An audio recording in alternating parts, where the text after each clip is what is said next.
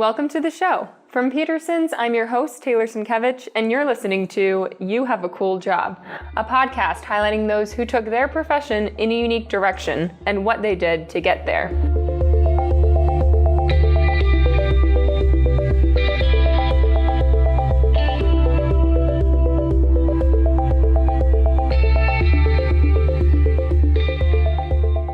On this week's episode of You Have a Cool Job, we talked to Artin Teymourian. Artin works for high-tech lasers in the laser technology field, and when I first heard from him, this is what I thought of. Sharks with laser beams on their heads.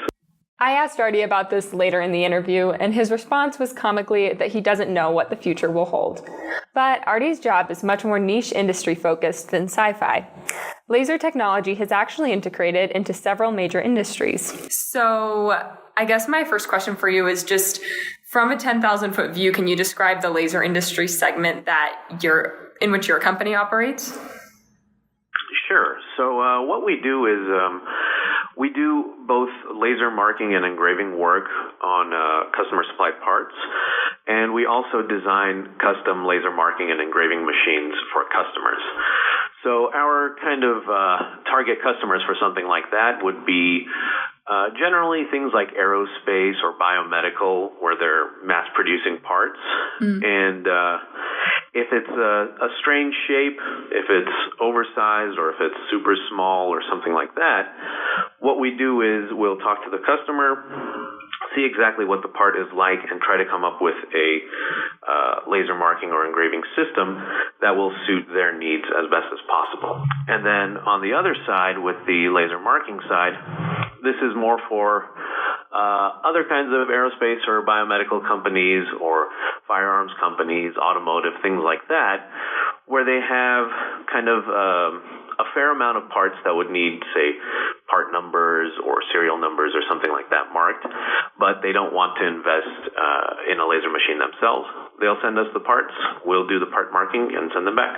Artin works in very different industries, including aerospace, medical, and automotive industries. I asked him what it's like working with all of this field diversity. It's kind of different for every company. With the laser marking and engraving work that we do, I would say a majority of our customers are very close by, if not walking distance, then a very short drive. So often they would just kind of drop by with a few crates of parts, drop them off, give us some drawings, and I'd have to look over the drawings, make sure we have the right settings, and go ahead and mark them. The aerospace companies in particular, they have started to require that we are AS9100 certified. And what that is a certification that basically says that we have a quality management system. We keep records for X amount of years. We do inspections, things like that. So for those kinds of parts and those kinds of work, we do have quite a bit of paperwork. We have to keep track of everything, keep records, and if they were to ask for anything, we would supply it to them. If there is some sort of a problem, there's an entire procedure that we would have to go through.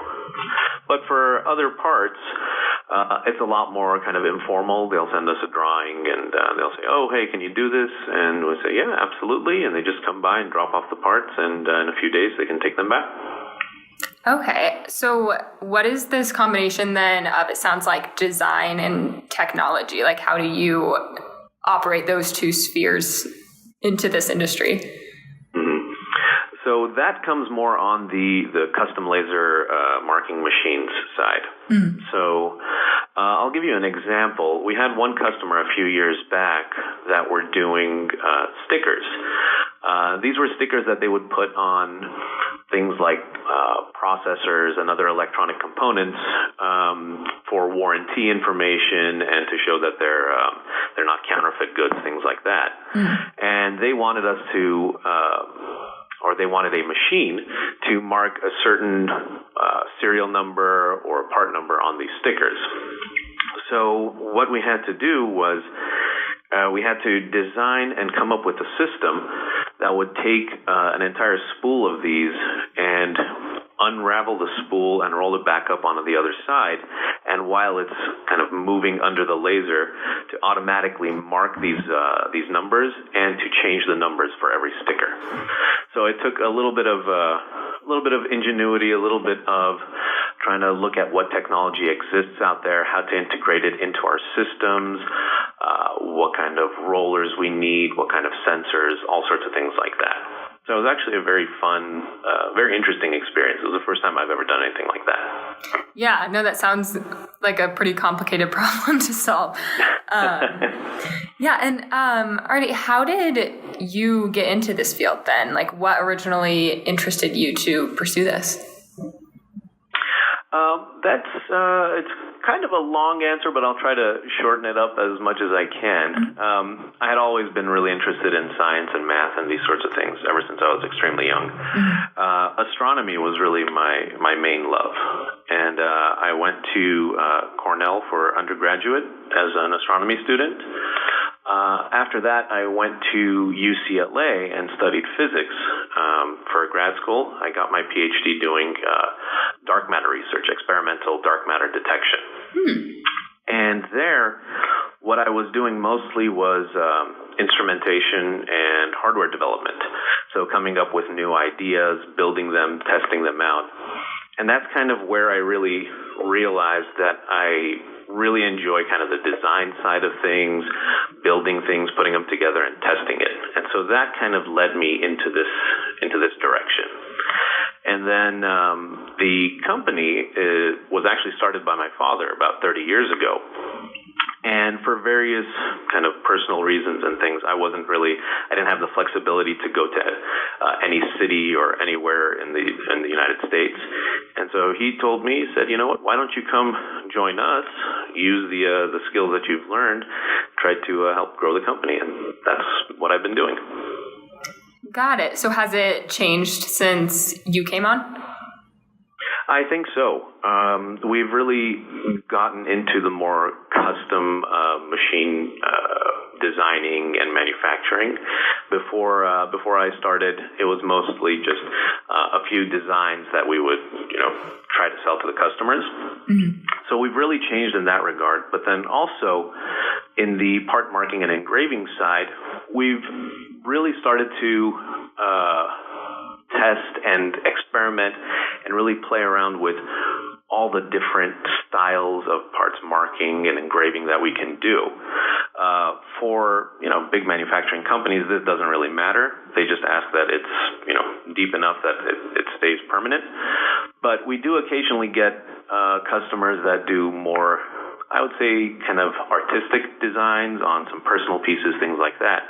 And that's another kind of fun thing that we've been doing, is trying to figure out what's the best way to use these lasers to get some very nice designs, different styles, intricacies, things like that.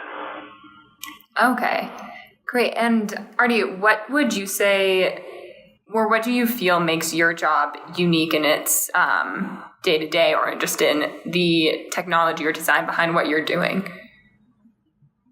I think the uniqueness really comes in the custom applications, because there are several companies that make laser machines, but they have a few models that they market and sell.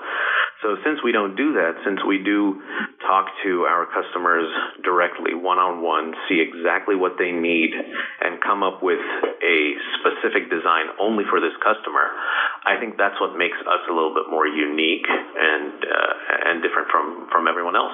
This creativity has to do in part with the size of companies worked with. Artie explained that competitors are working with larger companies, while he works with smaller, more artistically inclined companies. Most of our competitors, they deal with much bigger companies, much bigger manufacturing companies, and they just go to them and buy X number of machines and just stick it into their systems. For us, most of our targets, I would say, are small to mid-sized companies. They like kind of the personal touch that we provide. They can always give us a call, and we're willing to talk to them. We can always come out and give them some more hands-on training, talk to them in person, give them some ideas on how they can use the lasers in more novel ways. And those custom applications, as I've been saying, it seems to be more along the lines of these smaller to mid-sized companies. Got it. And when you say novel ways, what are some of those things that you're working on for the future for building out or changing what you're doing at all? Or is that what you mean by novel ideas? Well, the novel ways that I'm talking about are, for example, we had one machine that we sold that was using a laser to clean off an acetate coating on a cylinder that was about 6 feet long and about 1 foot in diameter. And so that's something that we've never tried before, and they had never tried before, and as far as I know, isn't really used very much. So we tested it out, and we saw that we were able to get some very good results, and we made a system for that. Since Artie is working on some new laser capabilities, like the cleaning process he described, I asked if he had any similar development plans ahead and what the industry trends are. We're always looking for something like that. Whether I can predict what it's going to be, that's a lot harder to say. What we've been recently trying out is using different types of lasers and seeing what we can do with them. So we work mostly with CO2 lasers and what's called fiber lasers, and these each have their own specific wavelengths. So the CO2 laser is 10.6 microns wavelength, and the fiber laser is 1,000 nanometers. But there are other lasers out there that we've been starting to experiment with, green lasers, which are 532 nanometer wavelengths, and UV lasers, which are even shorter than that. And with those, we think that we're going to be able to mark on or engrave on other materials that we normally can't do, or even just get different effects. Essentially, Artie isn't trying to take a completely different avenue, but is trying to find new materials to work with and new designs that were unavailable beforehand. However, there are regulations to laser technology that Artie is expected to comply with.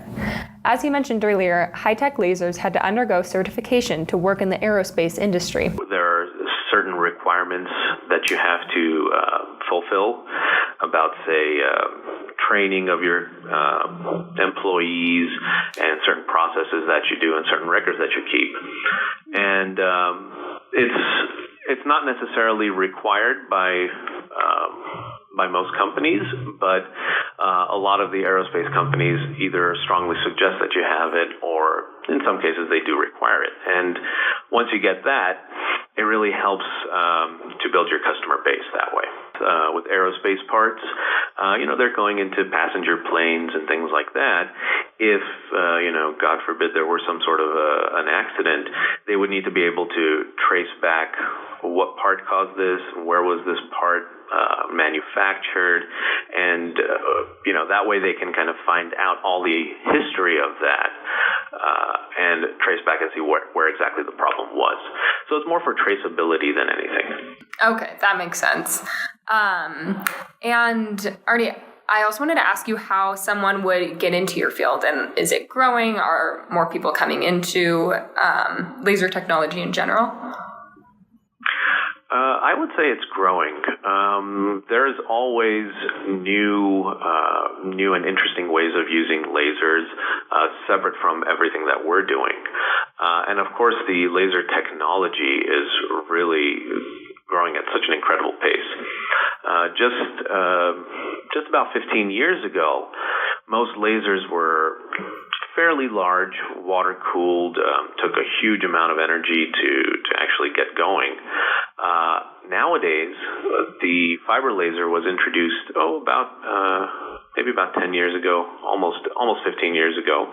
And this thing has really shrunk down the laser technology to just a small box, about the size and thickness of a phone book, something like that. And the laser is just generated inside there, and it's transmitted through a fiber optic cable. Doesn't require any water cooling or any special, power requirements. You just plug it right into the wall. And so this is just one example of how amazingly this technology is moving forward and is getting miniaturized. And, who knows what the future is going to lead. Yeah, that's interesting. And Artie, what is your favorite aspect of your job and what you're doing? I think my favorite part is really kind of the creativity side of it, where, I have to come up with new ways of solving a problem that a customer has, for their custom machine, coming up with new ways of marking their parts if it's something very strange. Also, we do, as I mentioned, some artistic laser engraving, some things like that. Some companies have parts that they sell or pieces that they sell basically just for show. And those are always very fun to see, just seeing what kind of designs they're coming up with and how we can engrave that into the parts and come up with something that really looks beautiful at the end. There are several different technologies that, while at one point seemed to be a thing of science fiction, are now being integrated into practical business models. Lasers are just one of these newer industrial developments. We hope you're inspired by Artie's story to find your own focus and specialty. Thanks for tuning in. We'll see you next week.